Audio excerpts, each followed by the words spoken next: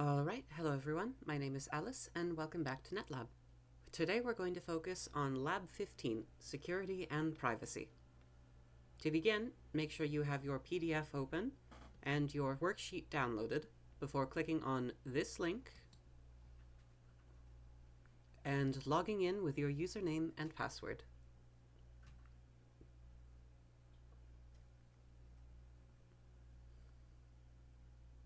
Select New Lab Reservation, Schedule Lab for myself, CIS190C, NDG A plus V4, and scroll down to Lab 15. Because I want to start the lab right away, I'm going to click just below the red line. Notice that you cannot click above the red line as this time has already passed. If you want to take the lab later, simply select any time on this column that works for you. I'm going to give myself a little extra time since I'm instructing, but you should always give yourself more time than you think you need.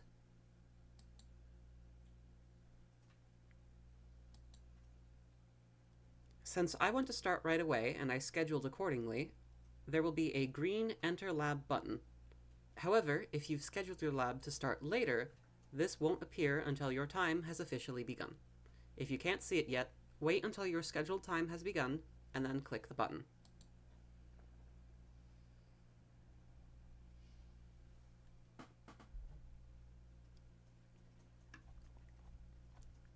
To begin, we want to log in to the Windows 10 machine using the username of sysadmin and the password trainings.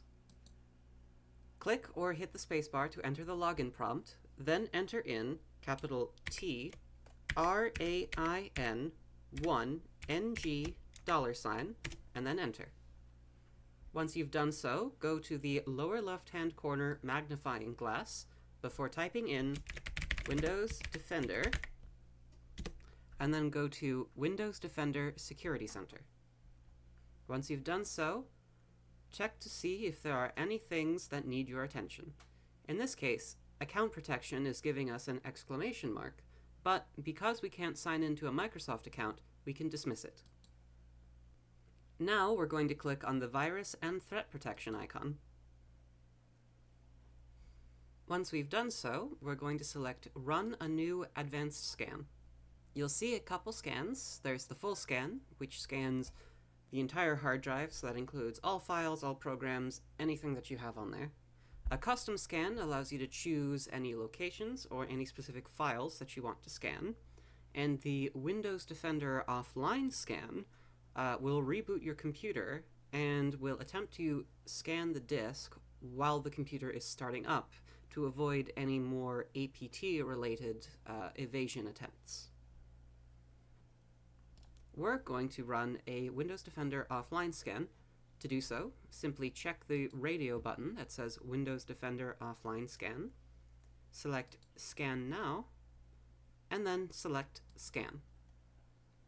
When the user account control pops up, select Yes, and then Close, and now we just wait for it to restart. There we go.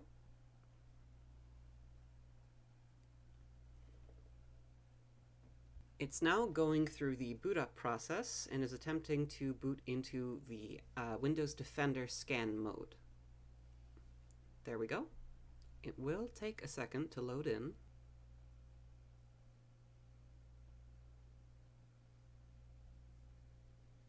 As you can now see, the PC is beginning to scan. You might notice that there is a Cancel Scan button. Since we're just demonstrating what this can do, it's fine to click the Cancel Scan button. Once it does that, it will attempt to continue the boot process to get back into the normal Windows environment.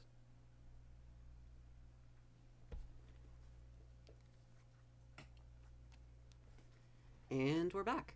So, log in again, capital T, lowercase RAIN 1 NG $, enter, and then scroll down on the PDF. Alright. Now we're going to be looking at the Health and Performance Report. So, another way that you can access Windows Defender, sometimes known as Microsoft Defender, I think it is nowadays called that, but I'm not entirely sure. But typically, Windows Defender will be running as soon as your computer starts up, so you can just go down to the little arrow icon and click it, and you'll see the little shield icon, with which if you right-click and select View Security Dashboard, here we go, you're back. Now if we look at Device Performance and Health, you'll notice that we have a little bit of a report. And if we open these things, you'll notice that because there isn't anything to be said, you won't see anything. However, if there was an issue, then selecting the little down arrow on each of these would reveal more information about the issue at hand.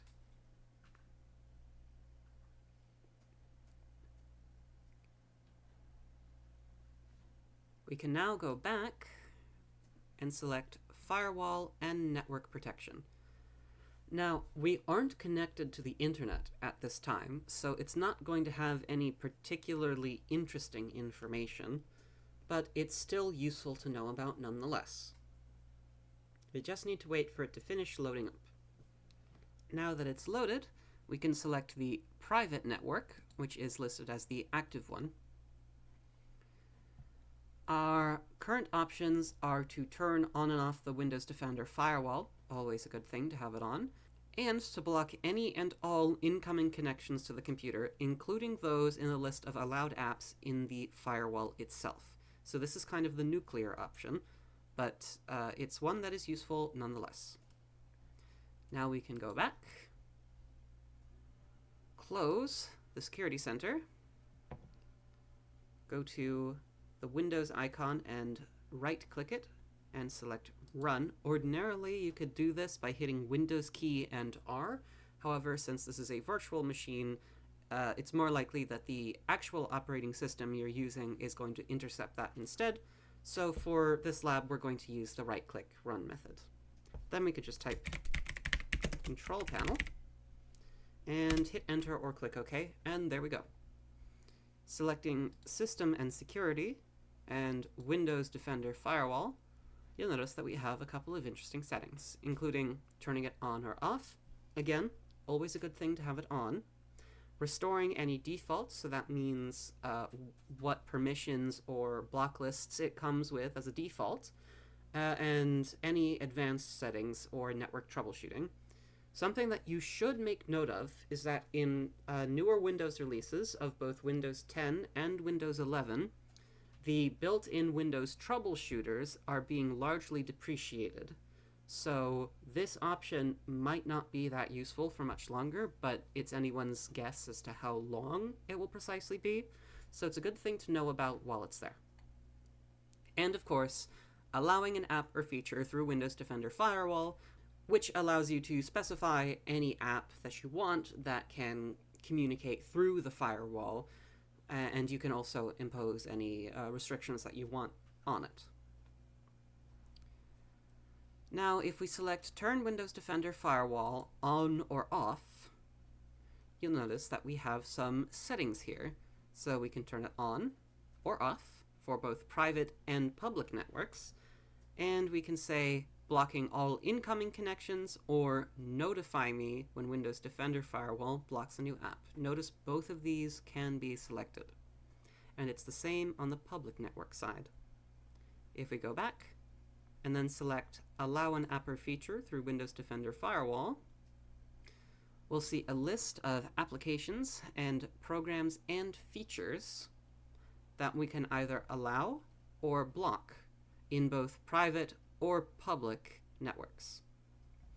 We can also scroll down, for example, to Windows Media Player, highlighting it here, and selecting Details, which gives us a rather bare bones information about the program in question, Windows Media Player. This feature would allow you to receive streaming media using UDP. UDP is User Datagram Protocol, and is different from TCP in that UDP is largely connectionless and just kind of throws packets anywhere it can, and it does not allow for resending of corrupted packets. So we click OK. will let me. It's currently disallowed, but right now we want to allow it. And if we click that, you'll notice that it only automatically checks the private network option. This is for security. If you want to allow it to go to a public network, then you have to check that box manually. Now, furthering this, we can also allow another app that's not automatically listed. To do that, we select Allow Another App and Browse before moving to C and then Program Files, which should be down here. Oh, we're in System 32. How silly of me. C, Program Files, and then we go to Windows Photo Viewer and select imagingdevices.exe. Then we can confirm that it appears. It does, and then click Add. You might notice, here it is. So now we can configure it how we want, or if we want to remove it altogether, we can either uncheck it or select Remove. And then Yes. And now it's gone. We can now click OK to go back and select Advanced Settings, and then go back to the magnifying glass icon and type in CMD and then hit enter. This opens the command prompt. Now we can enter in ping 192.168.1.7. So because we're on a local area network, this will allow us to ping the Windows 7 machine, which has the address of 192.168.1.7. So ping 192.168.1.7, and you should see that we're getting replies from the Windows 7 machine, which means it can be accessed through our local network. If we then select the Windows 7 tab, click on sysadmin, entering the same password in, hitting enter, going to the Windows menu, typing in CMD, hitting enter, and, as I thought, entering in the ping command for the Windows 10 machine, which you might notice is 192.168.1.10. Ping 192.168.1.10. And we're also getting replies, which means that it can also be accessed. So if we switch back to the Windows 10 machine, if it will work, go to the Windows Defender Firewall with Advanced Security window, select Inbound Rules, and locate File and Printer Sharing, which will be down here. There we go. Now you'll need to select the File and Printer Sharing Echo Request ICMP v4-LN. ICMP is what is used to allow the ping command to work. Echo Request is in a similar vein. If we select it, right-click it, and then click Disable Rule, which we're not going to do, then that would prevent this particular rule from allowing those requests through, and it would instead block them. Now, if we select Inbound Rules, we don't have to, we're already in there, and then right-click it and select New Rule, and then select the Custom Radio button, and then Next. Make sure that all programs is selected, so any program on this machine will have to abide by this rule, and we select Next.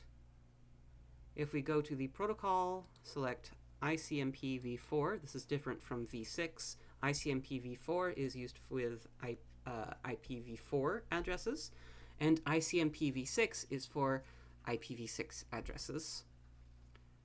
And we leave the rest alone and then select Customize. We want to apply this rule to specific ICMP types. So there's many different messages that ICMP consent. ICMP, I believe, is Internet Control and Management Protocol, or Control and Message Protocol, one of those two. You can see it has some things like packet too big, that's an error message, and destination unreachable, also an error message. These two basically mean packet too big is that a specific packet that is sent is too big for the specific ICMP rule that is being implemented. Destination unreachable simply means that either the destination is too far away for the quote-unquote TTL, or time to live marker on a packet to reach, or your internet is not working. We're going to apply this to echo request, which is mainly governed with the ping command, and then click OK. And then next, let me just double check that. Okay, good. And then next, we can leave this alone, so any local and remote IP addresses this will apply to, and then select block the connection before selecting next. We can leave these alone. It applies to everything, and we'll call it block incoming ICMPv4 echo requests. Leave the description blank, and then click Finish. If we now go back to the Windows 7 machine and type in 192.168.1.10 and then hit Enter, you'll notice it's pinging the Windows 10 machine, but the request is timed out. So it's going to try again, and it's also timed out. So it's going to try again, and one more time before giving up. So, as you can see, the firewall rule that we put in is blocking any ping requests that are coming into it. If we go back to the Windows 10 system, select this, search for block incoming ICMPv4 echo requests. There it is. And we select disable rule. Go back and try again.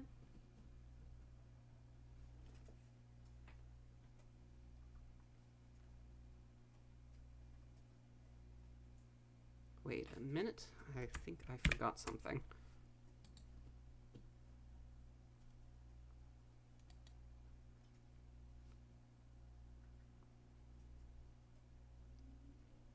Okay, hold on. Let's delete the rule and see if that helps. Let's try again. No, it's still not working. Odd.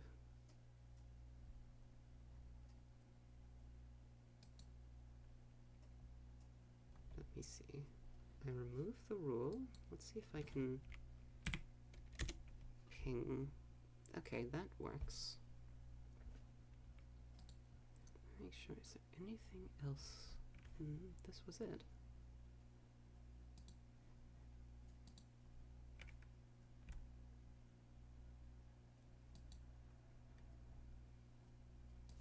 Let's see, is it still here? No, it is not. Let's refresh it. Okay. Let's give it one more try. Odd.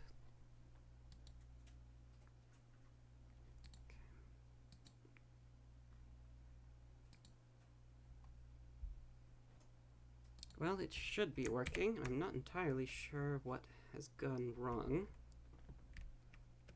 So let's see.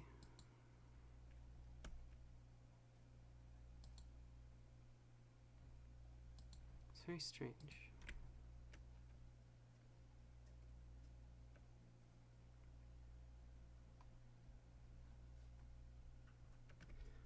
Well, let's move on for a bit.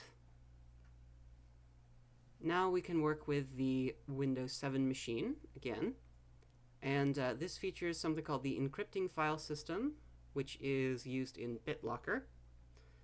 Notably, BitLocker requires the use of Windows 7, 8, or 10 Enterprise Edition or Professional Edition in order for it to work. So you can close this, right-click, select New, select Text Document, call it Encrypted, as it says. Right-click, Properties, and if we go to Advanced in the General tab, we can select Encrypt Contents, and then OK. And then OK again. This warning will pop up. Now we want to only encrypt the file and nothing else. So we select Encrypt the file only, and then OK. We'll see this pop up. It says, back up your file encryption key. So, it must have taken too long. Alright. Let's try this again, shall we? Can delete it. And try again.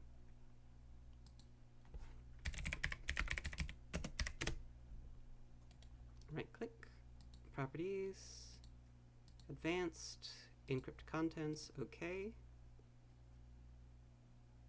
And then OK. Encrypt the file only.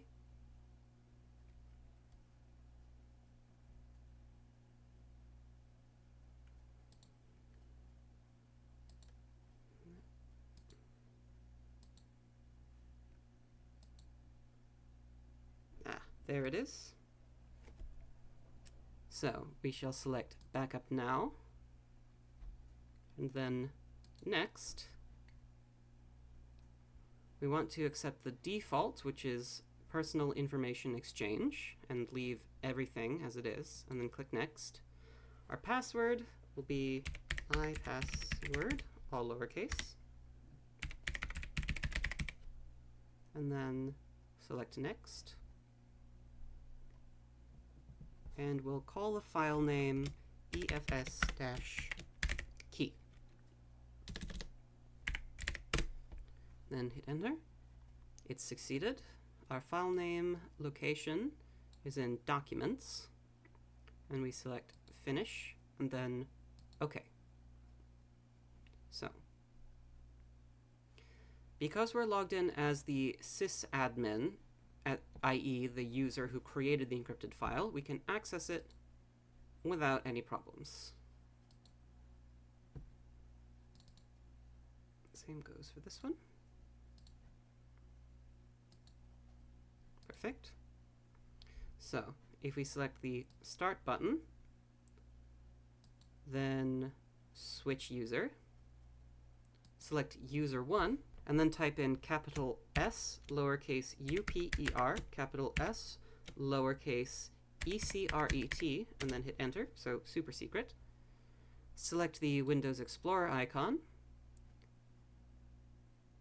Go to Computer, Local Disk, Users, Sysadmin, and Desktop, and then click on Encrypted 2. You'll notice access is denied. So we cannot open it. And the same with this one. We can now log out of user 1, like so. Now, if we go back to the Windows 10 machine, go to Windows Search, we can actually close these. Type in gpedit.nsc and hit Enter. We can go to Computer Configuration, Administrative Templates, and then go down to Windows Components, then BitLocker Drive Encryption, there it is, and then Operating System Drives. Select Require Additional Authentication at Startup. Double-click on it, select Enabled, and then OK. Close this window. Start. Actually, it's probably faster to right-click like this, and then go to Control Panel. Category goes to Small Icons, and then we can click BitLocker Drive Encryption. Now, we can select Turn on BitLocker. This wouldn't work before. We're going to choose to enter a password. Our password is going to be the same one that we used to log in, though this is not recommended. Capital TRAIN 1NG $, and repeat this. Then select Next. Now we want this to be printed, although what we're actually going to use is the Microsoft XPS document writer, which will essentially print it to a PDF, or in this case, an OpenXPS document. The default location is fine, and we can just name it EFS-recover. And then click Save, or in my case, hit Enter, and then select Next. That will work. We want to make sure to encrypt used disk space only, and then select Next. And we want to use the new encryption mode because we're using a fixed drive. Uncheck the Run BitLocker System Check because we already know that it's going to work, and then select Start Encrypting. You'll notice now it says Encryption in Progress, and if we click it, we can see exactly how much time it will take, or rather, how much it has completed the operation.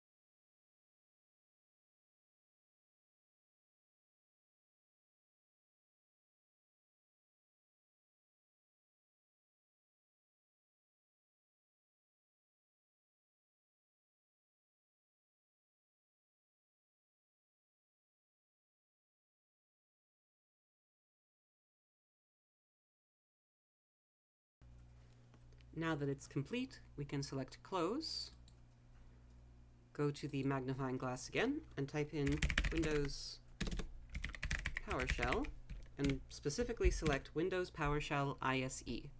We want to right-click that and select Run as Administrator, select Yes to user account control, wait for it to start up, and then type in manage-bde space dash status. If we hit Enter, this will show us that the volume C specifically is protected using BitLocker using the XTS CIS190C encryption algorithm. Now we can type in disable dash BitLocker. You can also hit tab to autocomplete, space dash mount point tab again, and then double quote C double quote. If we hit Enter,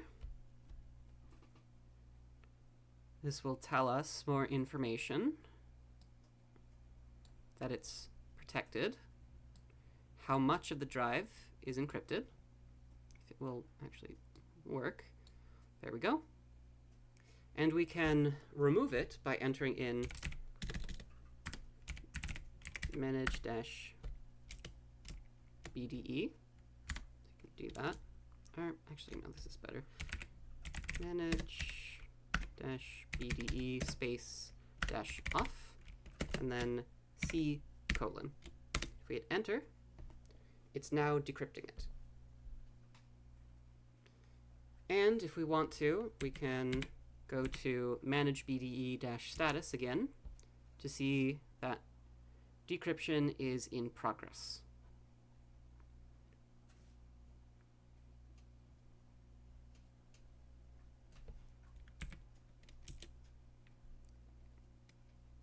As you can see, we can check by the slowly decreasing percentage amount that it's being decrypted as we speak.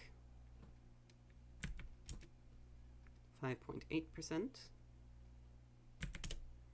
3.9, 3.0, 1.9, 1.2, 0.7, 0.2, and it's fully decrypted.